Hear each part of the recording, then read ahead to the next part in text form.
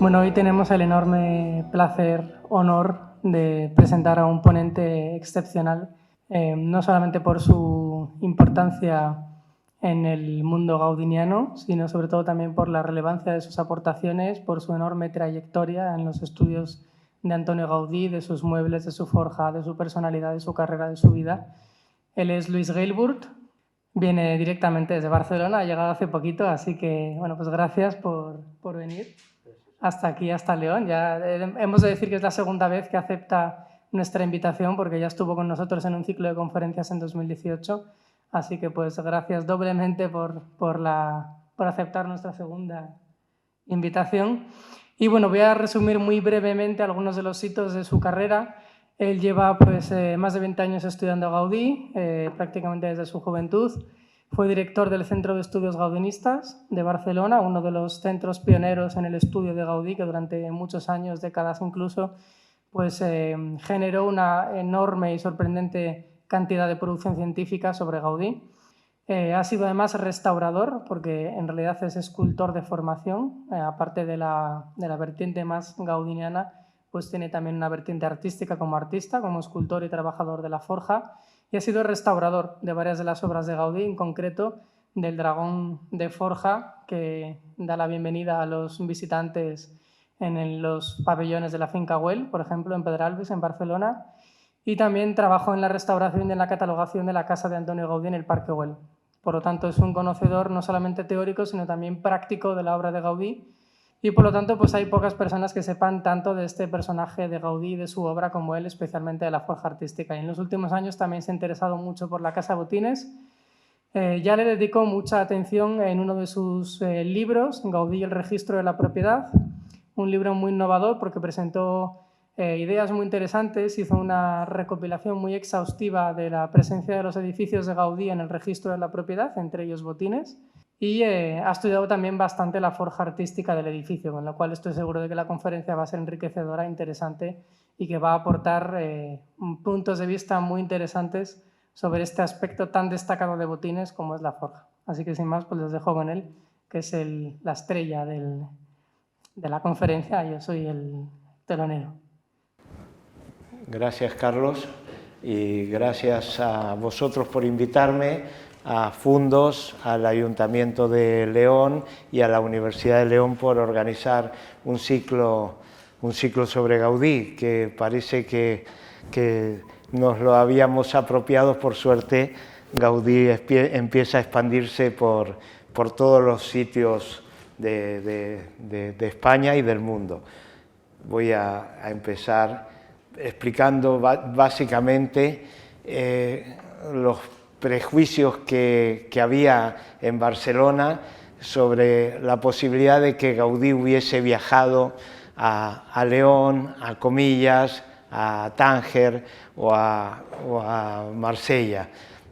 Ahora, realmente, hoy he venido en el tren del norte, el mismo tren que seguro que utilizó Gaudí sin ninguna duda, aunque muchos autores lo niegan, y que yo no tengo ya ninguna duda, porque en la época de Gaudí viajar en el tren del norte era algo muy común, porque se acababa de estrenar esa línea y bueno, pues es evidente que los caminos de hierro del norte de España tenían una difusión probablemente mayor que la que tenemos actualmente, hasta con el AVE que llega justo hasta León. Hoy me enteré que la vía de AVE llega a León y ya no llega a Gijón.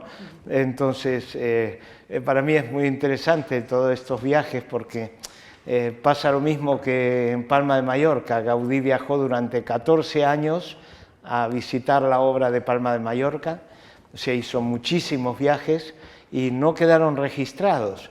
Y entonces Barcelona de alguna manera se fue apropiando de esto, pero que de alguna manera está claro que la inauguración de la Estación del Norte, que es exactamente en los años que Gaudí está trabajando con mucho ímpetu, y pues es un viaje que Gaudí no se hubiese perdido, primero porque le permitió llegar a Comillas, o sea, llegar a Torrelavega, y de Torrelavega lo esperaban y lo llevaban a Comillas ya en 1883.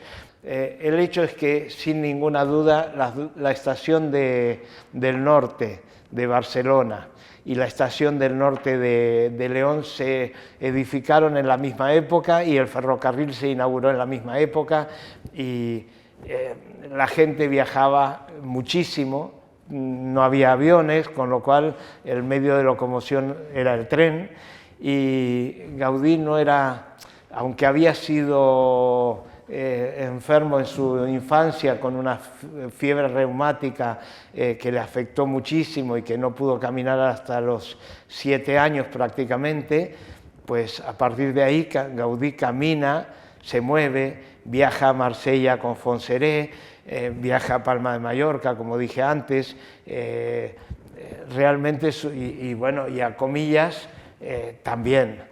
Y entonces ya se buscaba la manera de los carruajes que lo iban a buscar para hacer los 30 kilómetros desde Torrelavega hasta Comillas, porque a él le interesaban esas obras, y es evidente que no hay ninguna duda de que él viajó a estos lugares. Aquí tenéis la ruta más común desde Barcelona,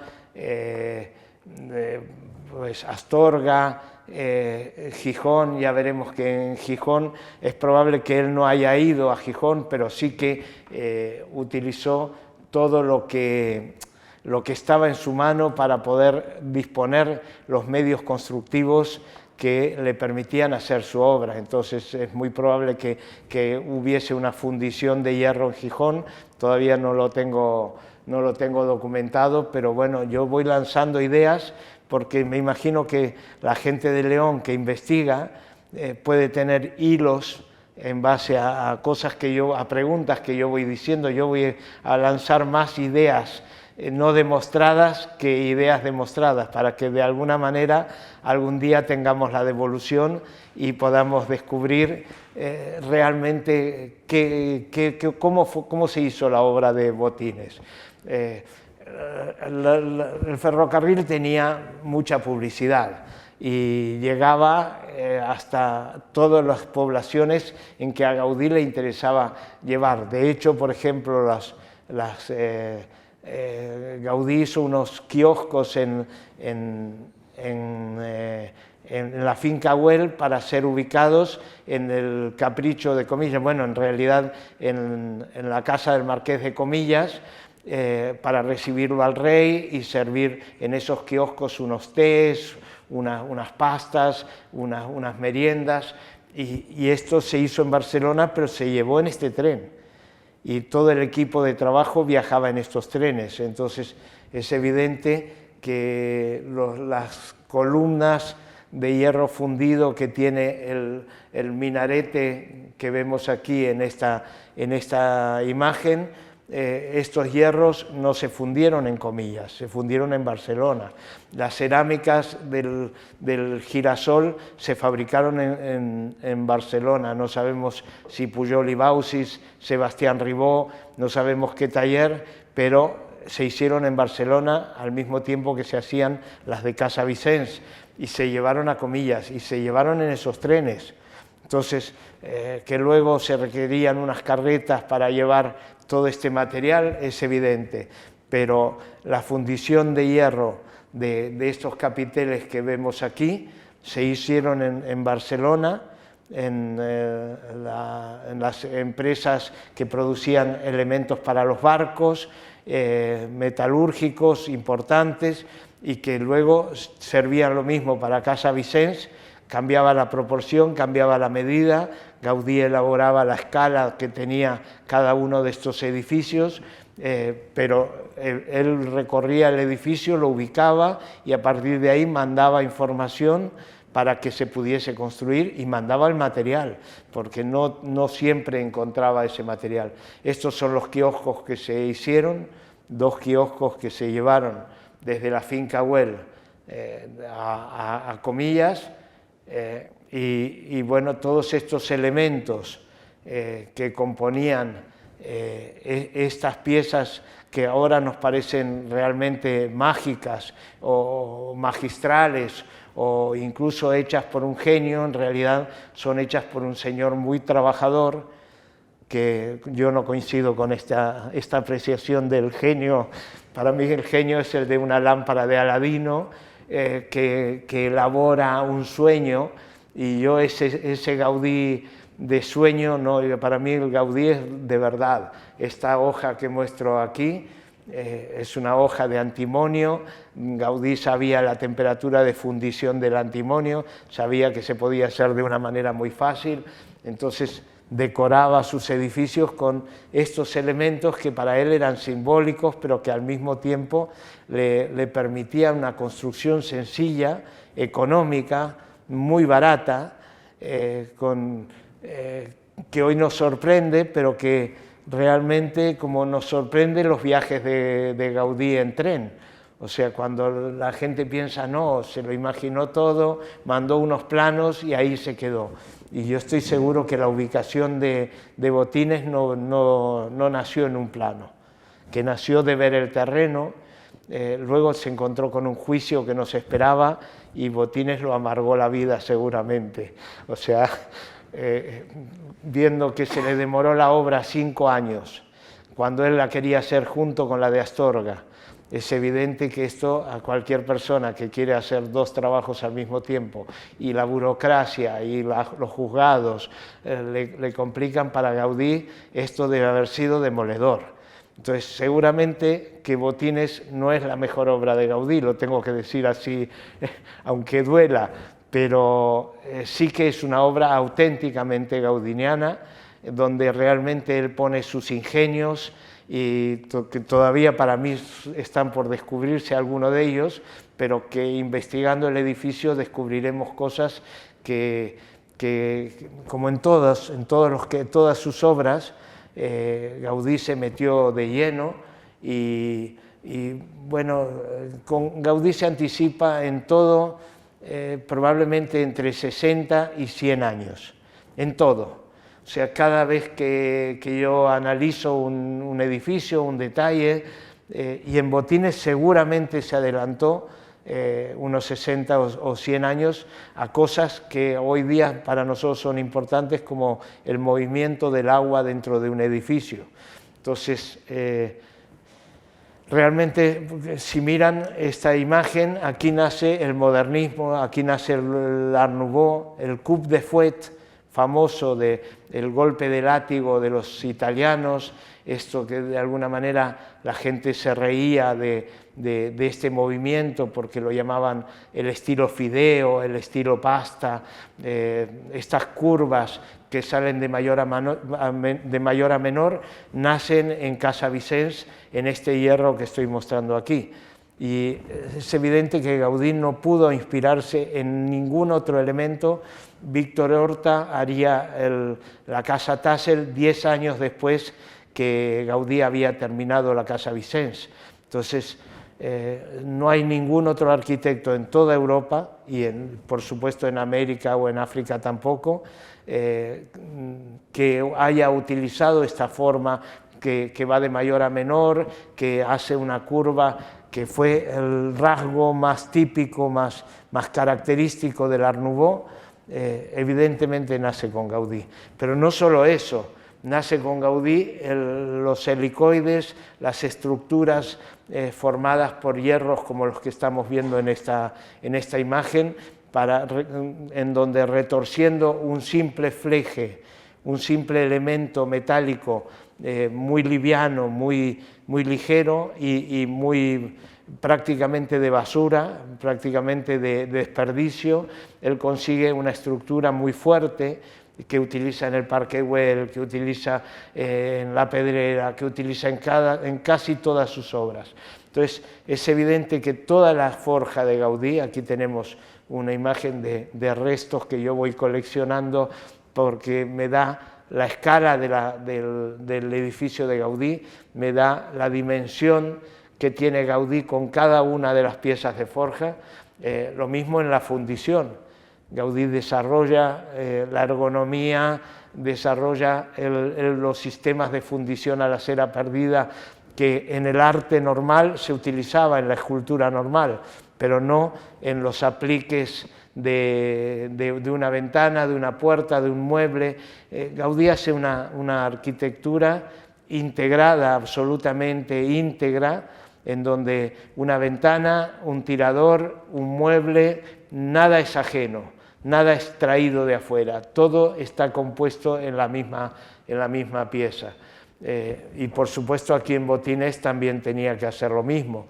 Entonces diseñó estos elementos probablemente hechos por Ballarín y que nos hacen acordar mucho a los de la Casa Calvet, pero son más sencillos que los de la Casa Calvet, probablemente por la distancia de tener que enviar un producto, los tiempos de ferrocarril no son lo mismos que coger una calesa y trasladarse al sitio, ir a la fundición y ver la pieza. O sea, hay otro tiempo.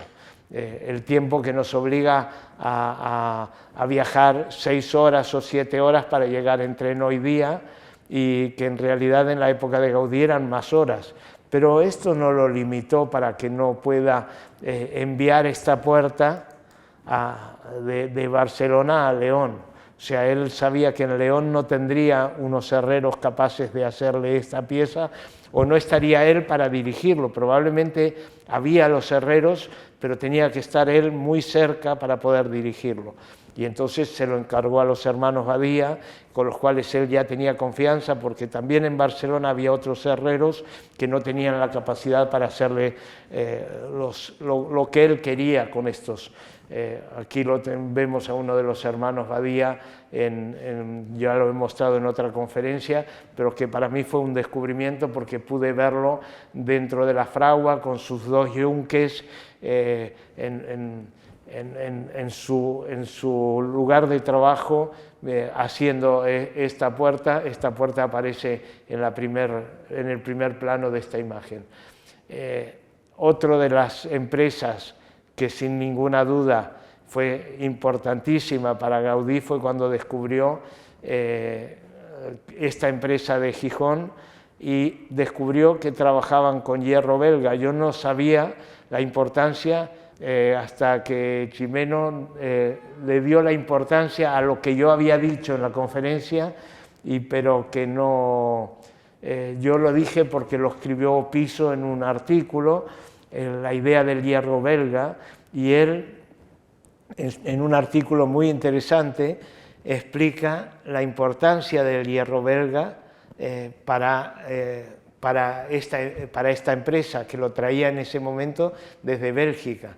Entonces, era una empresa dedicada a la esmaltería, o sea, fabricaban este tipo de elementos, pero de alguna manera Gaudí los invitó, los convenció a través de Alsina o de alguno de sus colaboradores a que hagan este tipo de reja que es la que envuelve el edificio. Sin ninguna duda, Gaudí conoció las rejas que están en este barrio y que gracias a Carlos he podido conocer, y que son las que de alguna manera inspiran, estas rejas inspiran las rejas de Botines. Tienen el mismo tipo de trabajo, tienen unos siglos de diferencia, pero en la herrería los siglos no cuentan. O sea, ahora probablemente ya no queda herrería en el mundo, y la que están haciendo no tiene, ha perdido las raíces, pero durante siglos una reja gótica y una reja modernista no tenían una diferencia de trabajo muy notable, y esta es la demostración de estos elementos más abstractos quizá, pero que de alguna manera continúan teniendo las guías, las necesidades del hierro y el fuego y el agua que lo templa. O sea, estos elementos básicos que hay en la herrería se mantuvieron durante siglos, y sin ninguna duda en las rejas de Casa Botines, igual que en las rejas de Bellesguard, estas ventanas me hacen acordar mucho a las rejas de Bellesguard. Evidentemente son formas muy sencillas, pero que hay que descubrir el punto de inflexión de un hierro, la medida de ese hierro para que tenga una proporción exacta con la ventana. Todo esto es lo que hace que esta pieza tenga un valor especial, diferente del que puede tener un elemento actual de industria de puertas. Y evidentemente la escultura del león es una escultura casi abstracta, casi figurativa, que difícil de encasillar como obra de arte, porque es Gaudí. Entonces realmente, claro, lo han querido meter en artista de vanguardia, en artista carca y tradicionalista, y, o sea, siempre que lo han encasillado mal, porque es un personaje que es imposible de encasillar. Es un personaje que lo han definido siempre como genio, poniéndolo al mismo nivel que Leonardo, y sí que tiene el mismo nivel en el sentido de ingenioso, pero no de genio. O sea, Gaudí es un personaje ingenioso, creativo, donde encuentra soluciones a todas las problemáticas que se le plantean, pero realmente tiene los pies en la tierra, observa el costo de producción, observa los tiempos de producción, se preocupa por detalles que normalmente alguien que estaría en las nubes soñando no se preocuparía. Y por eso consigue hacer las obras en tiempo, en plazo. Hace muy poco me ocurrió que entré en la Casa Vicens y vi un tornillo y me llamó la atención porque tenía la cabeza de estrella, la cabeza de cruz, el tornillo Parker, el tornillo Phillips y el que vemos aquí. Y cuando salí de la Casa Vicens me quedé muy asombrado porque dije, ¿cuándo se inventó este tornillo? Y es una cosa insignificante, un tornillo, pero dentro de una casa hay miles de tornillos, y los que trabajamos con las manos continuamente tenemos la problemática de cómo poner un tornillo, cómo ajustar un tornillo, que quede a fondo el tornillo.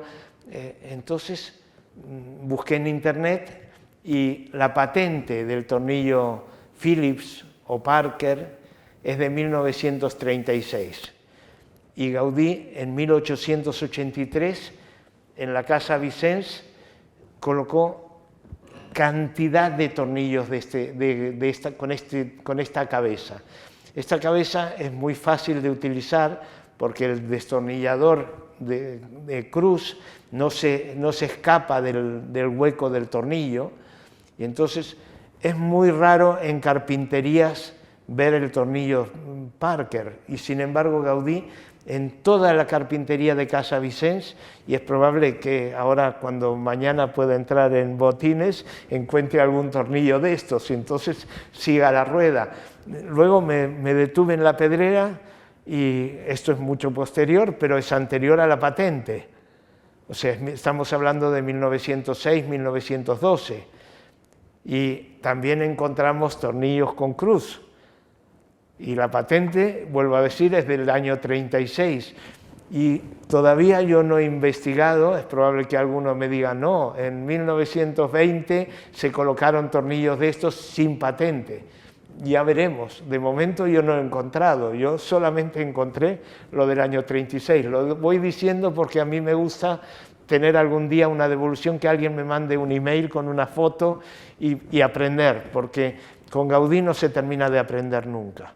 Esto fue la última visita que hice en Casa Vicens hace muy poco y me quedé muy sorprendido. Ahora mostraré, porque no me quiero alargar, mostraré los ingenios de Gaudí, las piezas que para mí son realmente los más maravillosos elementos distintivos de cualquier otro arquitecto. Gaudí diseña esta columna que vemos aquí, y cuando diseña esta columna él se da cuenta de que si no la protege con algo, esa columna, cuando lo toquen millones y millones de personas, o sea, él prevé que la Sagrada Familia que se estaba construyendo en San Martín de Provenzals, un pueblo alejado del centro de Barcelona, un pueblo de 600, 700 habitantes, él intuye que lo van a visitar millones de personas. Y se anticipa en eso probablemente un siglo, porque es la realidad. Hoy día más de 4 millones de personas lo visitan cada año. Y entonces él piensa, si la gente toca esta columna de piedra, 4 millones de personas tocando la columna de piedra, esta columna se va a caer y es la columna central de la fachada del nacimiento de la Sagrada Familia. Entonces él dice, voy a poner una reja protectora.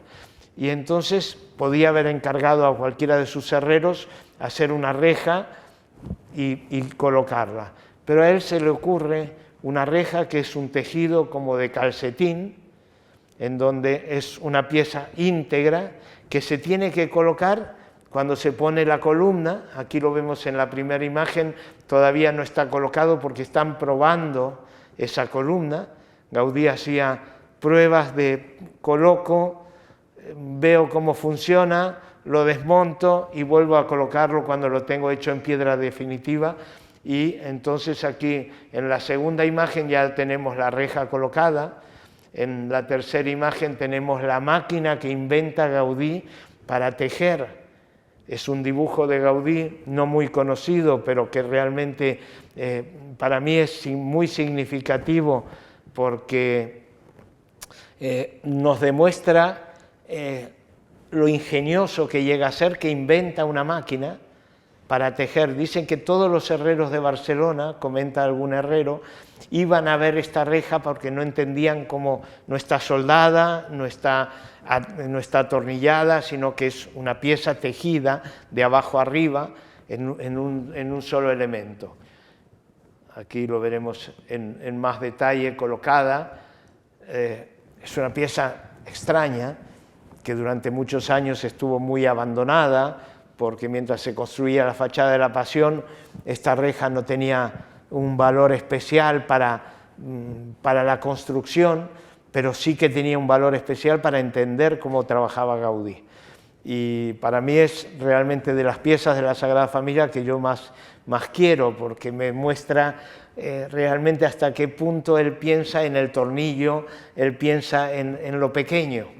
O sea, no solamente hace algo monumental, sino que dentro de ese monumento él está pensando en la célula, en la partícula más pequeñita, ¿no? Y aquí lo ven probablemente un poco oxidada, descuidada en algunos momentos, ha tenido momentos de gloria y momentos de abandono, pero aquí vemos estas puntas que se han hecho con un sistema de forja que se llama recalcado, que es interesantísimo porque lo hacían con soldadura eléctrica.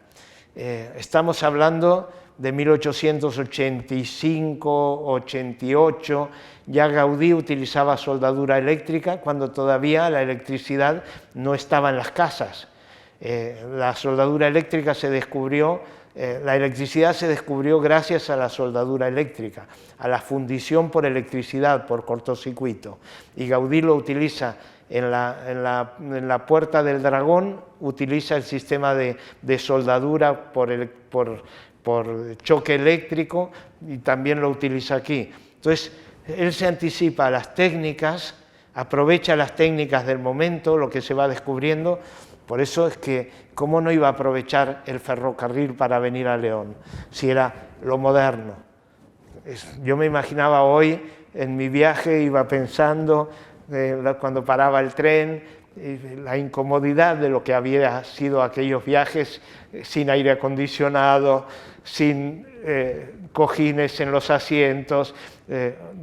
Yo veía, nos quejábamos todos porque Renfe tardaba 7 minutos más, y yo pensé, todo el tiempo para mí era maravilloso, porque yo venía pensando en lo que iba a hablar del ferrocarril, y para mí era gozoso el pensar, mira, si Gaudí viese este tren, y no lo pudo disfrutar. Realmente impresionante. Otro de los ingenios que realmente maravilló a arquitectos como Le Corbusier, pero también sigue maravillando a todos los arquitectos que visitan, son estas simples escuelas de la Sagrada Familia, con este tejado que vemos aquí, que es un tejado de una sola agua, pero que vierte el agua totalmente sin ningún problema. O sea, es un tejado plano. Y al lado de eso, otro de los ingenios que a mí me encanta comentar, que es esta pared de ladrillos sin argamasa. Gaudí construía la pared exterior de la Sagrada Familia con los ladrillos que luego se iban a utilizar para la obra. Entonces no le ponía argamasa porque lo utilizaba de depósito para no tener que ocupar espacio del terreno, sino que los acumulaban construyendo la pared, que luego iban a desmontar, iban a aprovechar los ladrillos. Y se hizo durante muchísimos años la idea de acumular los ladrillos en la pared medianera, lo cual me parece realmente algo espectacular. Aquí tenéis el dibujo de Le Corbusier con el interior de la bóveda de esta escuela tan sencilla, realmente hecha con muy poco material y un material muy económico. Gaudí se anticipaba a los ingenios hasta en la manera de concebir las esculturas. Esto es algo realmente divertidísimo y fuera de serie, la idea de cómo entender el volumen. Él necesitaba entender cómo funcionaba el cuerpo humano y disfrazaba o los hacía posar a sus modelos de esta manera. Realmente Gaudí sabía, cuando se dice era un arquitecto, yo siempre digo, defiendo la idea de que era también un escultor, era también un pintor, era un artista global, como lo fue Leonardo da Vinci, no se conformaba solamente con la arquitectura. Y en este tipo de elementos está claro que lo tenía así. Aquí estamos viendo otro de los ingenios interesantísimos en unas farolas que probablemente, si uno no sabe que son de Gaudí, puede pasar por delante de ellas sin destacarse, pero cuando vemos el detalle de esta base de la piedra de la columna, y cuando leemos la memoria que escribió Gaudí de su puño y letra sobre estas farolas, vemos la importancia que él le da a la fundición, a la pintura, a todos los elementos. Aquí tenemos la farola ya realizada y en su lugar, en el lugar para el cual fue diseñada, pero lo más interesante es esta pieza que muestro en la segunda imagen, que es una pieza fundida con un solo molde. O sea, no tiene moldes de salida, no tiene tornillos, no tiene, es una pieza realmente complicadísima. Cualquier fundidor que la ve se queda asombrado. Aquí lo tenemos a Matamala con esa pieza en su mano, porque hacer el modelo de una pieza que luego no va a tener salida del molde y que tienen que hacer 9 farolas, porque eran, son 2 para la Plaza Real, 6 farolas, eran 6 farolas que se tenían que construir. Gaudí pensaba que le iban a encargar la iluminación de toda Barcelona, pero le encargaron solo 6 farolas.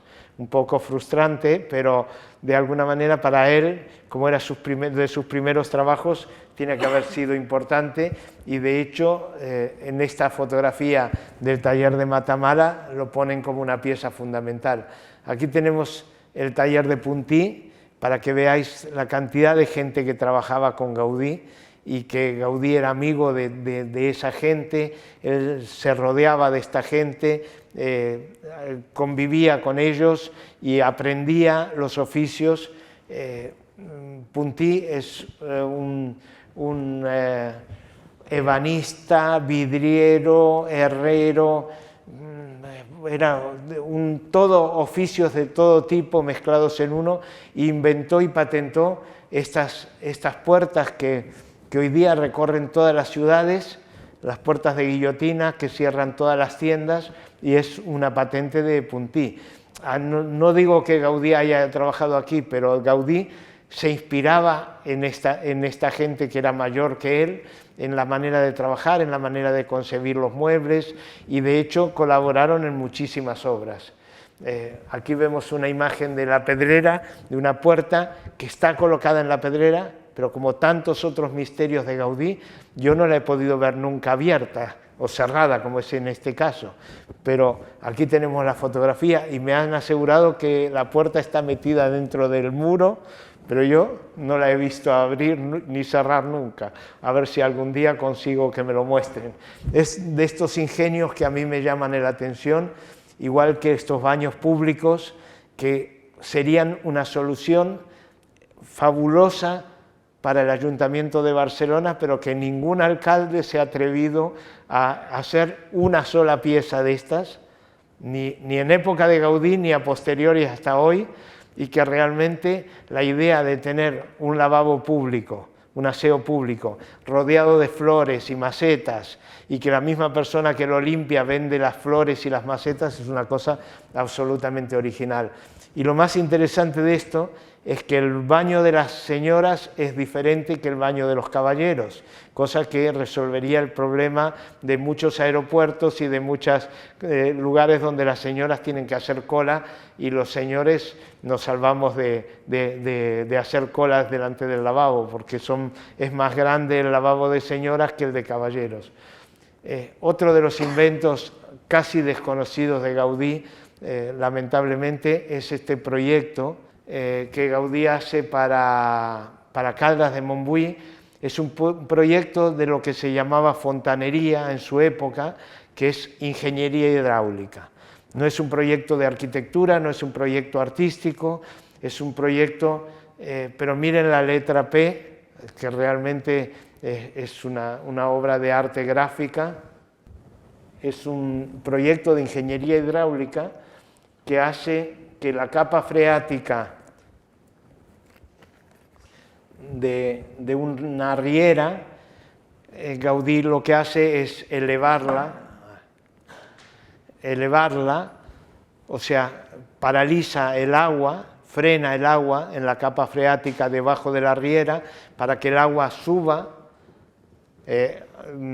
vuelva al caudal de la riera y vuelve a bajar, con lo cual realmente está ganándole tiempo y está ganando al tema de la sequía, de la misma manera que en el Parque Güell hace esta cisterna para aprovechar el agua de lluvia.